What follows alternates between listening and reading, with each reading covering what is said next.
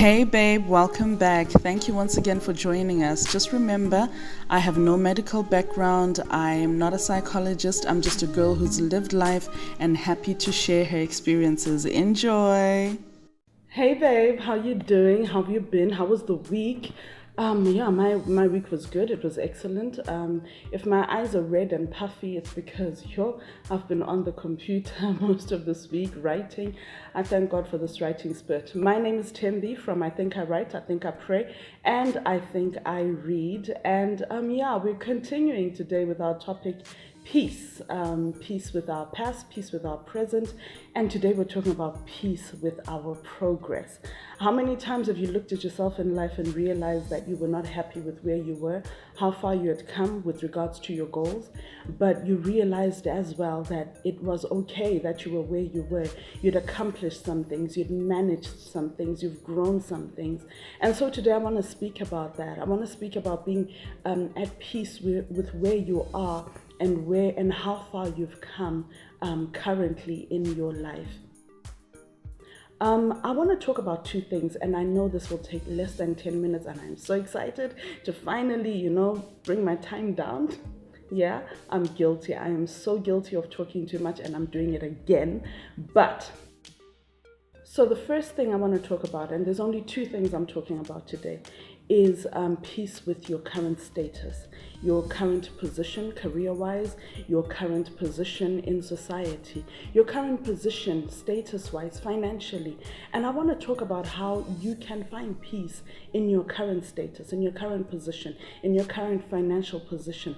Because the Bible says in 1 Thessalonians chapter 5 and it's verse 18 that in everything give thanks, in everything, in all kinds of manners, in any kind of situation, whether you are the bottom of the food chain or you're right at the top, whether you are somewhere in the middle and struggling to keep rising in your position at work, in your position, in your career, in your business, in your home, you know what? Give thanks anyway. Be at peace with your position. Be at peace with your status quo, your own personal status quo, that you are able to build on it from a point of we have a goal, we have a race that we are running, and we're going to get to it. It's not a competition. It is not, like I said at one point, the race is not to the swift. It's not to the ones that got there first. When it comes to your degree, when it comes to your master's, to your PhD, it's not the people that got there first who are the winners. It's the people that get there eventually. It's the people that get there anyway. It's the people that hit the mark anyway.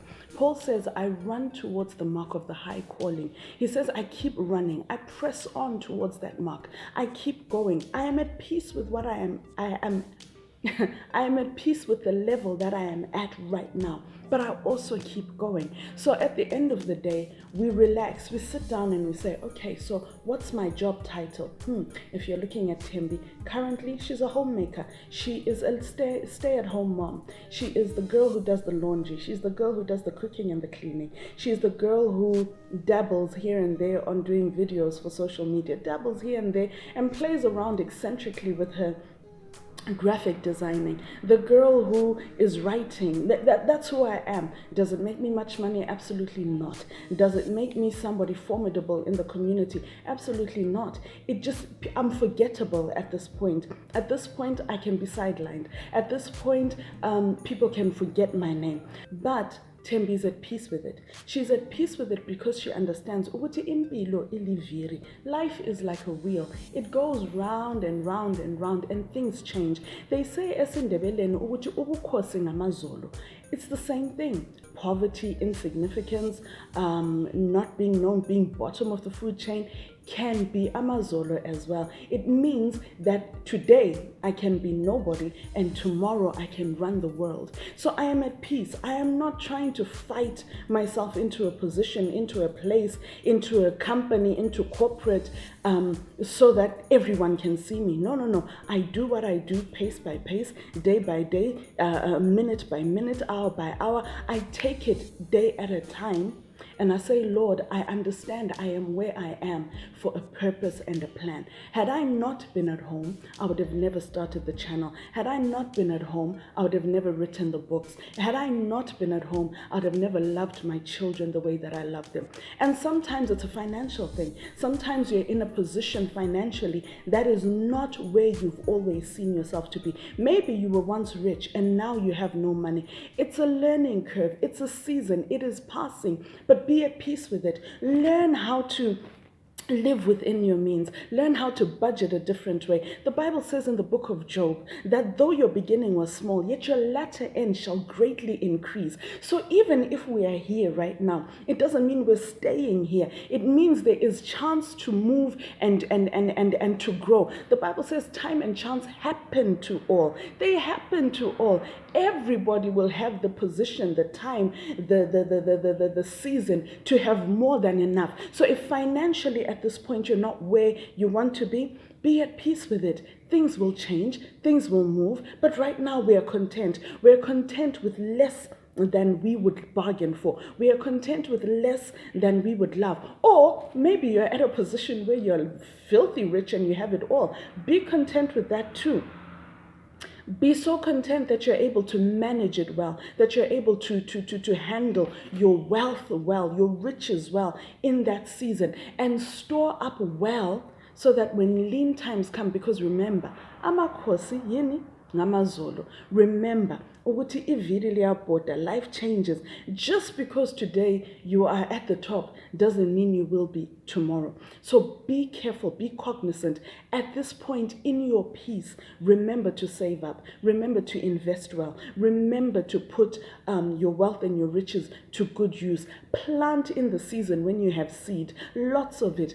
Put it into the ground. Make sure that it's growing for you, because times may change, but be at peace. We're talking about being peaceful with the position you're in. Maybe you are halfway through your degree. Maybe you are done with your degree. Maybe you haven't even started. Maybe you don't even know what degree you want to study. That's okay. Be at peace.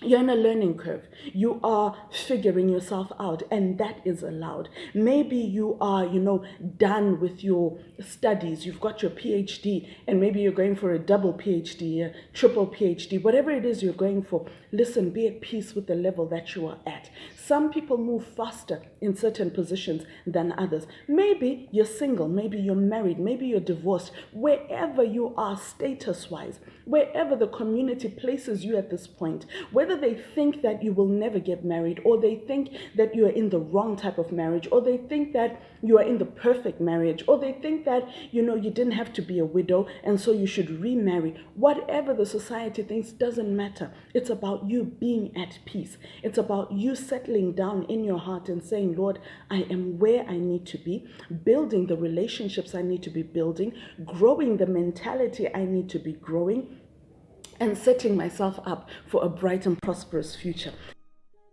The second thing I want to speak about is peace with your dwelling, where you live.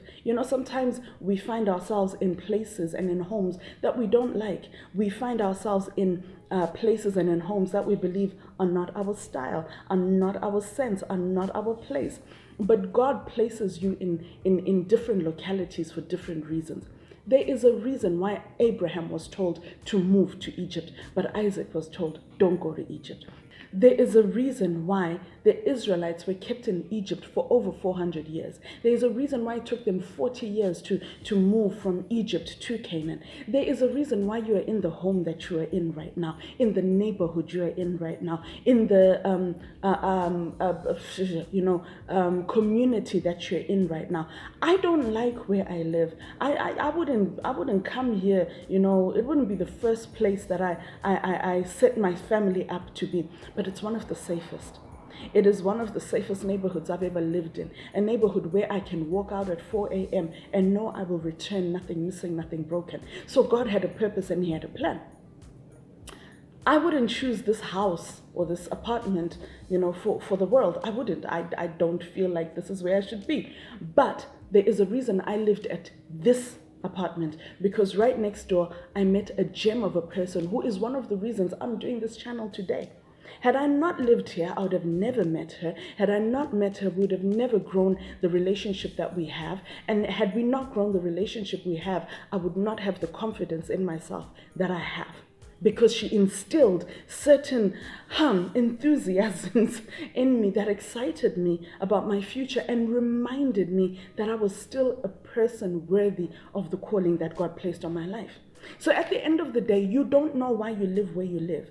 Maybe you just need to go through the motions of understanding what it is like to live in that place. Or maybe you need to go through the motions of meeting particular people, to touch their lives, to turn them around, to change them, but also for them to speak into your life so that you become a better person. You may live there for a year. I lived next door to Charity for a year and a half. Never spoke to her. But the day I spoke to her, things changed. Things shifted almost immediately. Our families have integrated in a way where my children, I know 10 years from now, will still be calling Auntie Charity for advice, will still be calling Auntie Charity for love, will still be calling Auntie Charity for hugs and kisses. God has a plan.